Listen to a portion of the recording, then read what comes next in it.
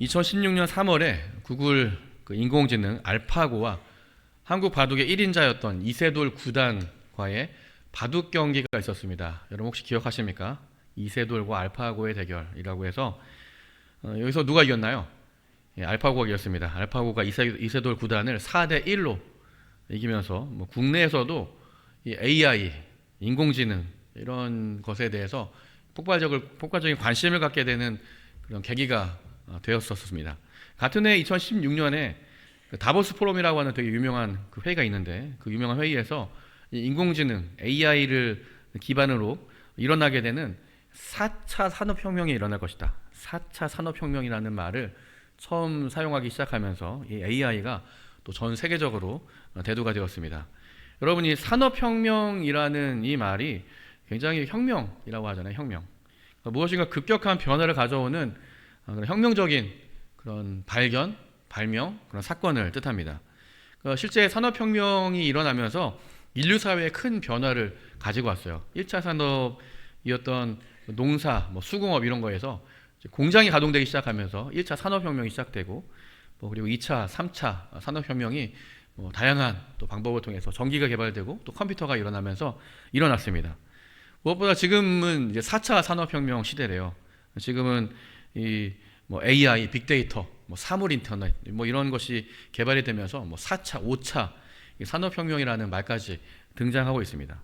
그러니까 우리는 지금 여러분 이 시대가 굉장히 그 변화에 아주 굉장히 민감하고 능동적으로 반응해야 되는 그런 세대입니다. 우리는 사실 이게 관심이 있든 관심이 우리가 없든 이 변화를 직감적적으로 우리가 체험하는 그런 세대에 살고 있어요. 지금 그 누구도 스마트폰을 쓰지 않는 분들이 거의 대부분 없고, 다 이런 어쨌든 변화의 영향력들을 다 받고 있습니다. 변화를 넘어서 이 산업혁명이라는 이 말을 쓸 정도로 좀 시대가 굉장히 빠르게 변화하고 있다는 것이죠.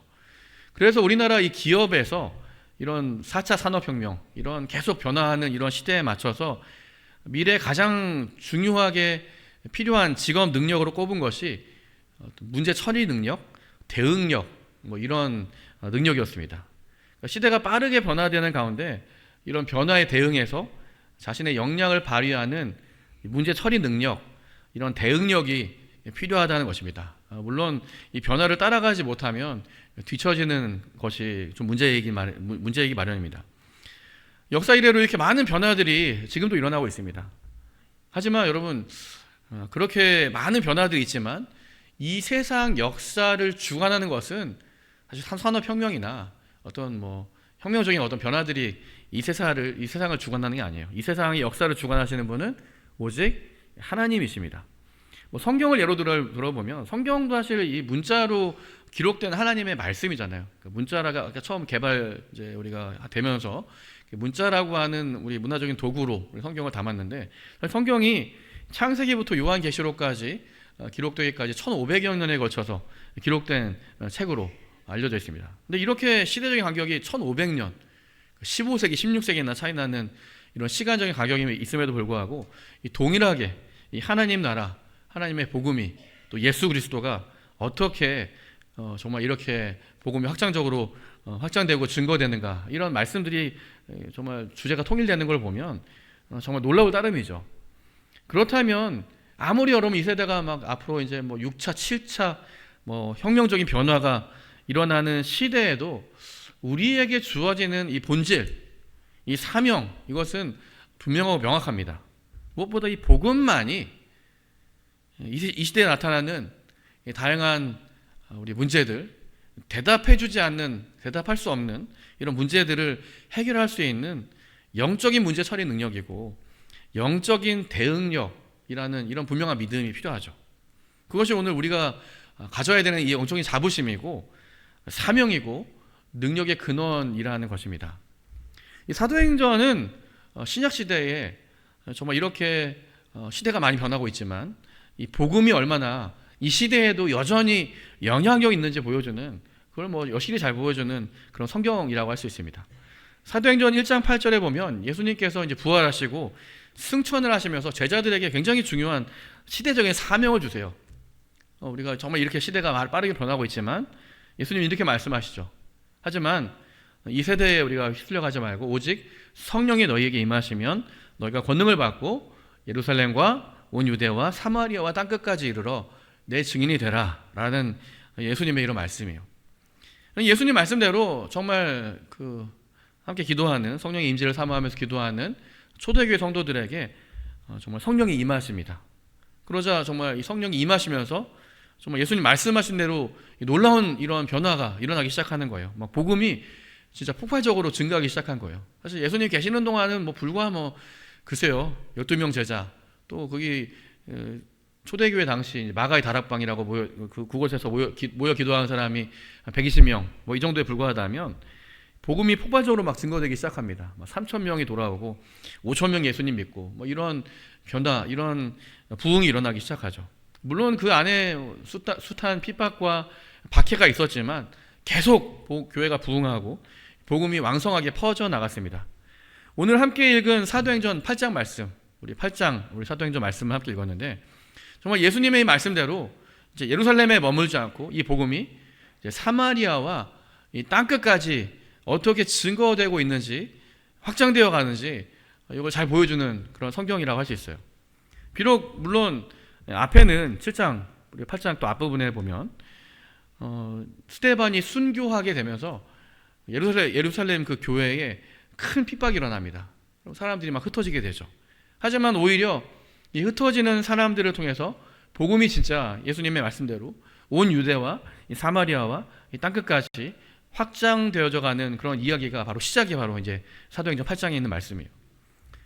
그동안 심지어는 유대인들이 상종하지도 않았던 이 사마리아 사람들에게도 복음이 증거되고 그 사람들이 복음을 받아들이고 변화되는 그런 일들, 또 심지어 이방인들에게도 이제 복음이 증거되고 또 전해지고 변화되는 그런 일들이 사도행전 8장 안에서만 벌써 일어나고 있습니다.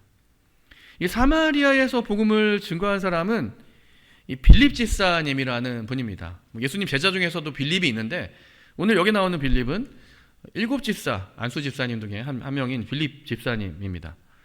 이 빌립 집사님은 예루살렘 교회에서 세움받은 처음으로 안수받은 그 7집사 가운데 한 사람입니다. 근데 이분이 이 사마리아 지역, 또 이방인 지역에서 왕성하게 활동하는 그런 전도자, 선교사라고 할 수 있습니다.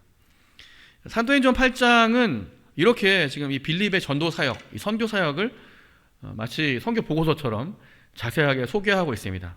빌립이 앞서 말씀드린 것처럼 예수님의 제자, 사도가 아니었어요. 평신도 사역자였죠.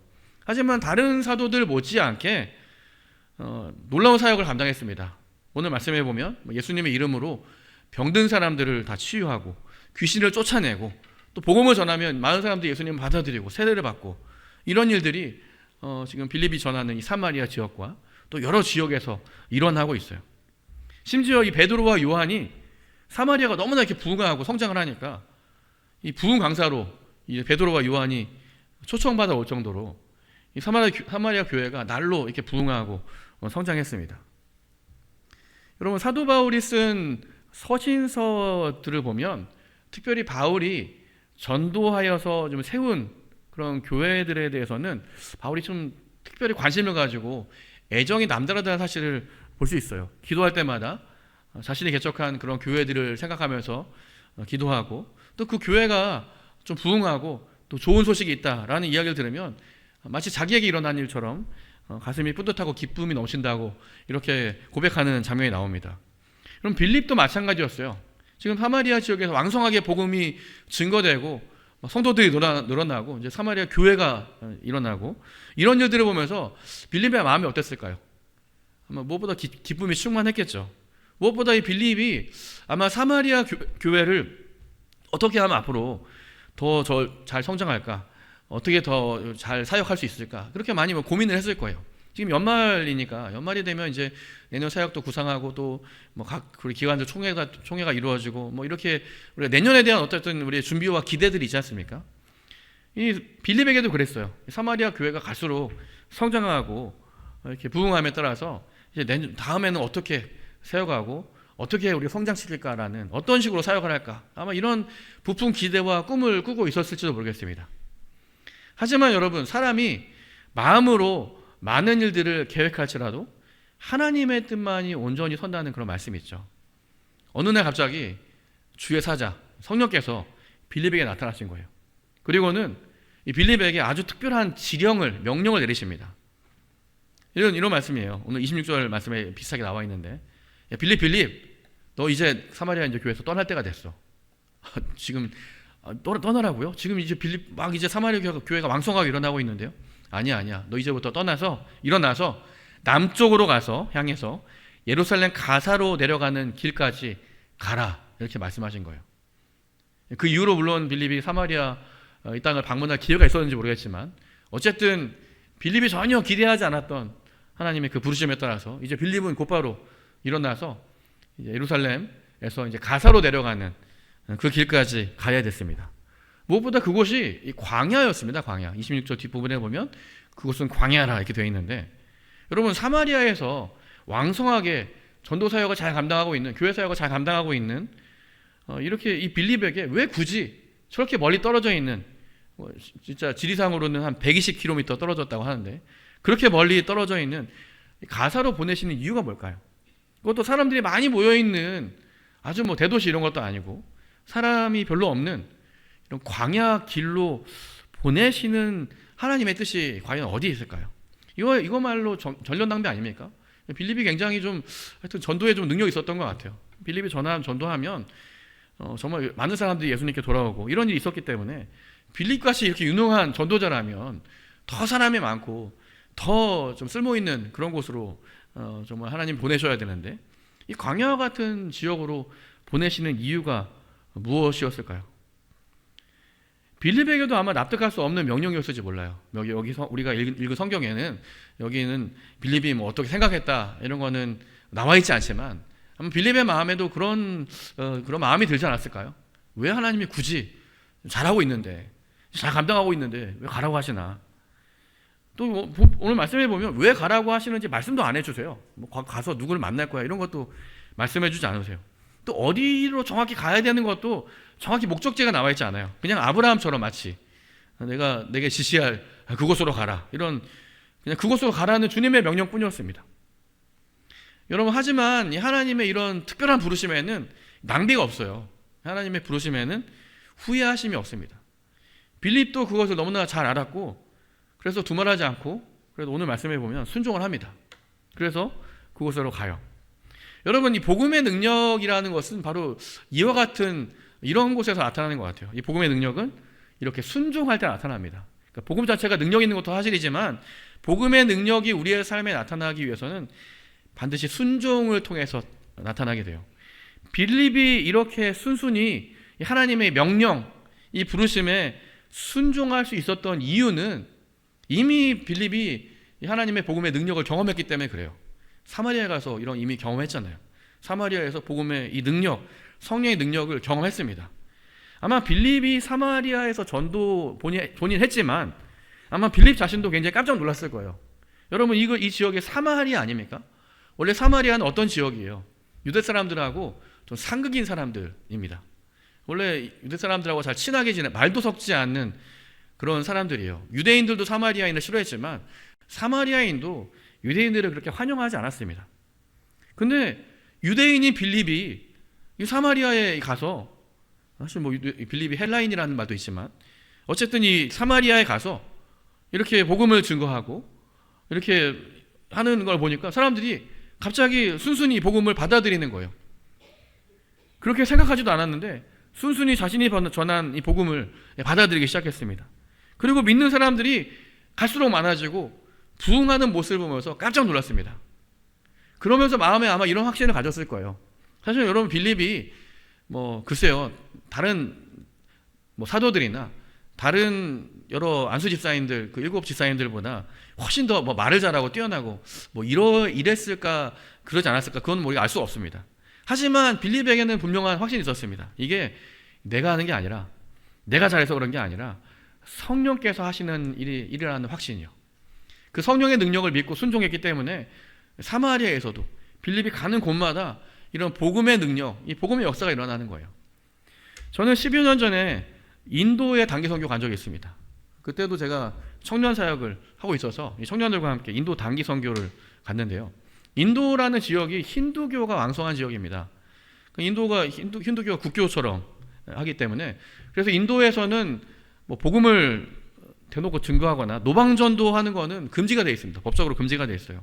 그래서 노방전도 하다가는 뭐 쫓겨나고 뭐 큰 핍박을 당하고 뭐 이런 일을 당할 수도 있는 거죠. 그런데 저희가 단기 선교를 진행하는 그때 한 9박 10일로 갔었는데 한 8일 정도 사역을 진행했는데요. 8일 동안 이 선교사님이 좀 인도 현지 선교사님 현지인이라서 그런지 몰라도 굉장히 저희를 빡세게 막 굴리시더라고요. 하루에 한두 번씩 꼭 노방전도를 시켰습니다. 물론 노방전도라는 게 막 가서 복음 전도지 나눠주는 그런 정도가 아니고, 시내나 마을에 이제 들어가서 지금 마이크를 켜놓고 한국에서 지금 청년 문화 팀들이 왔다 이렇게 광고하면 신기하게 한국에서 무슨 청년 팀이 왔다고 사람들이 이렇게 모이게 됩니다. 이렇게 모이게 돼요. 한 200~300명씩 모여요. 그러면 청년들이 준비한 뭐 워십이나 뭐 태권도, 부채춤 뭐 이런 거 이제 공연을 먼저 진행을 하고, 그리고 제일 마지막 순서에는 저와 선교사님이 앞에 나가서 10분 정도 복음을 전하고 하는 그런 시간을 갖는 거예요. 그리고 이렇게 이제 뭐 제가 이제 한국어로 하면 선교사님이 통역해 주시고 해서 10분 정도 복음을 제시합니다. 그리고 마지막에는 이제 결심 기도하는 시간이 꼭 있었어요. 영접 기도하는 시간. 근데 그 예수님은 이제 혹시 이 시간 이 복음을 듣고 이 이야기를 듣고 예수님을 마음에 영접하기로 결단하는 분들이 있으면 앞으로 나오세요. 이렇게 초청을 하면 진짜 놀랍게도 인도 분들이 100명씩 막 앞으로 나오는 거예요. 100명씩. 물론 영접 기도한 후에 나눠드리는 선물 때문에 선물 하나씩 드렸기 때문에 오신 건지도 잘 모르겠습니다. 하지만 매번 막 이렇게 100명, 150명씩 매일매일 결신하는 거 보면서 좀 깜짝 놀란 적이 있어요. 그때 뭐 못해도 한 700~800명은 예수님 영접하겠다고 결신했던 것 같은데, 물론 여러분 뭐 우리가 복음을 잘 전해서 그런 것은 아닙니다. 아마 성령께서 아마 그 가운데 역사하시고 또 그런 상황을 주시고 어쨌든 그렇게 이끄시고 또 복음을 들을 수 있는 기회를 주셔서 그랬을 것이라고 생각해요. 빌립도 여러분 그랬습니다. 빌립도 이 사마리아 지역에서 또 다른 지역에서도 이 복음을 전하지만 빌립 자체가 특별해서가 아니라니까요. 빌립이 너무나 말을 잘하고 막 유수와 같이 사람들의 마음을 홀리고 이러해서가 아니라 전적으로 성령께서 역사하시기 때문에, 또 성령께서 그런 상황을 이끄시기 때문에 빌립은 단지 성령의 이끄심에 순종하니까 하나님의 역사가 일어나는 거예요. 복음이 능력이 되고 복음으로 많은 사람들이 변화되고 그렇게 결신하는 그런 일들이 일어났습니다. 빌립이 그렇게 오늘도 하나님의 이 명령에, 하나님의 부르심에 순종하면서 오늘은 이 가사로 내려가는 광야길로 간 거예요. 그곳에 사람이 있는지 없는지 모르겠지만 가라고 하시니까 일단 간 거죠. 가다 보니까 한 수레를 만나게 됩니다. 한 수레. 이렇게 수레가 가고 있는 거예요. 이 수레에는 어떤 사람이 타고 있었나요? 에티오피아 사람이 타고 있었어요. 여러분, 에티오피아 사람이라면 어떤 사람일까요?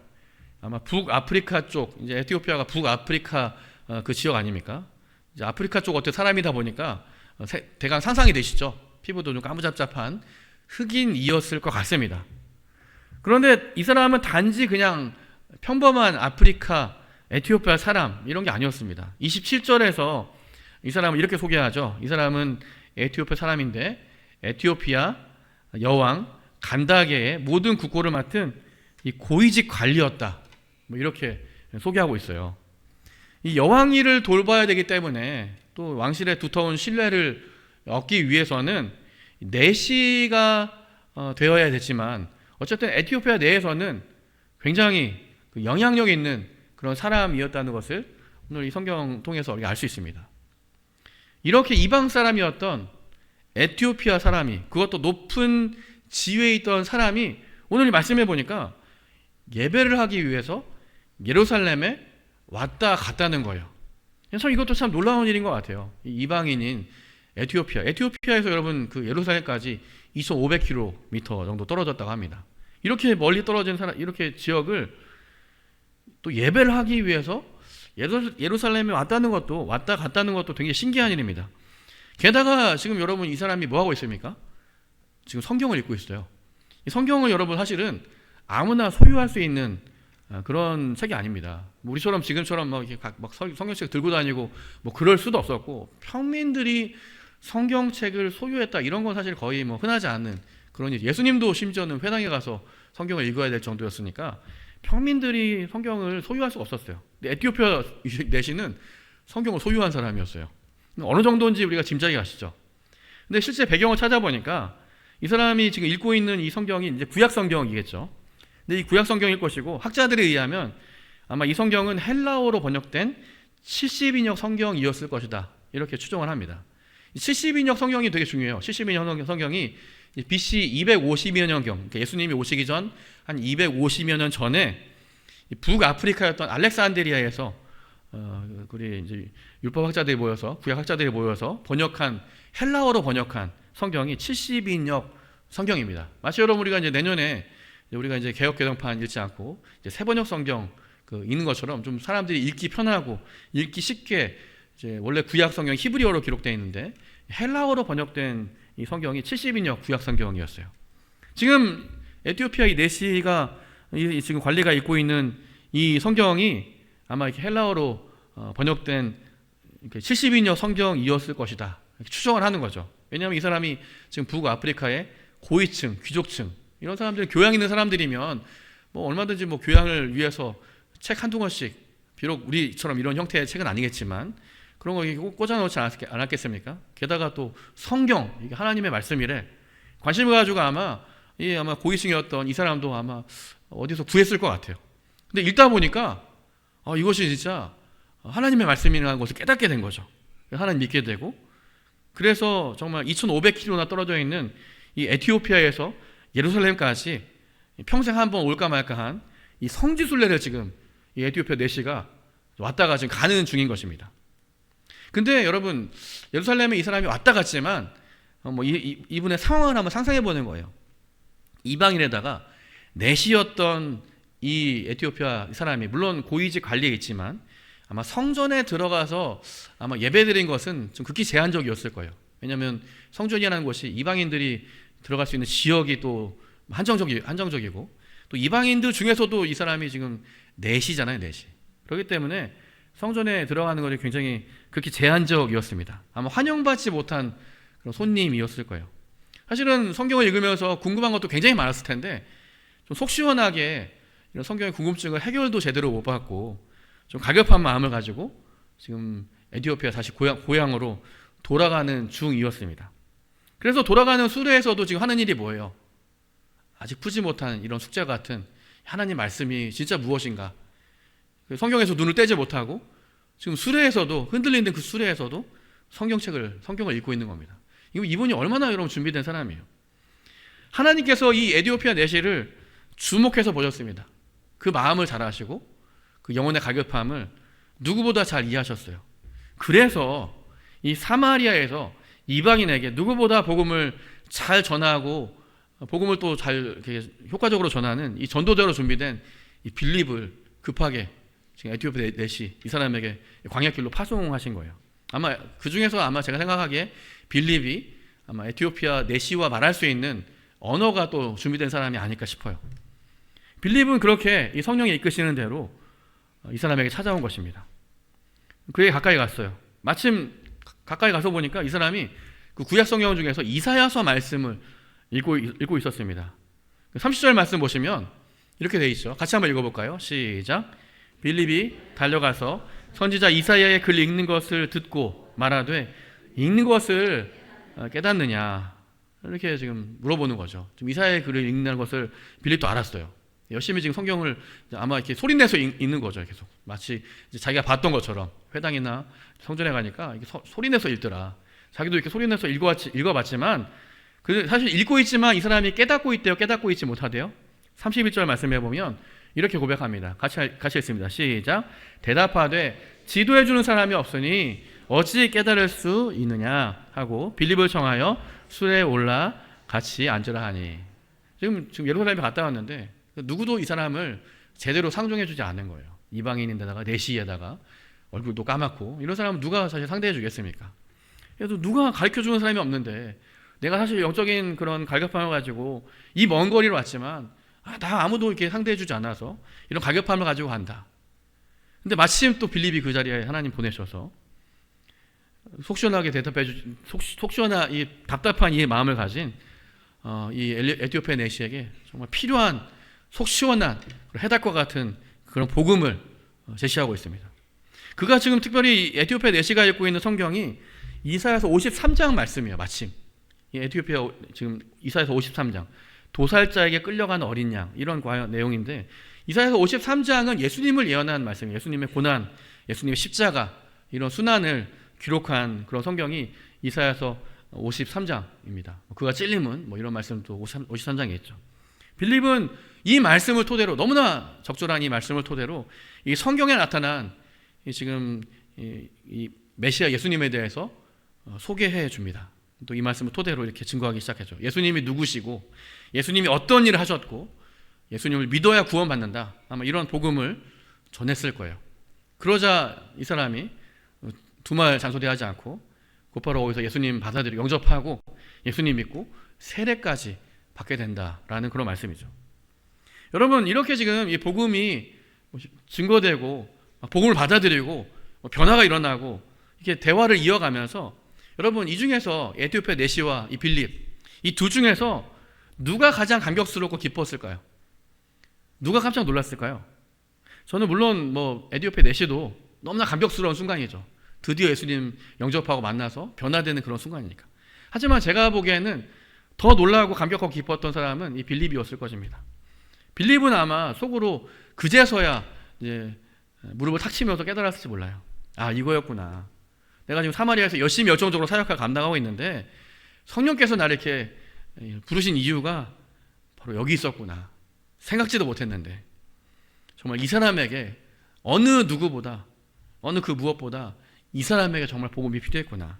하나님은 가장 나를 필요한 곳에 보내셨구나 라는 깨달음을 아마 지금 빌립이 아마 그렇게 깨달았을 것입니다.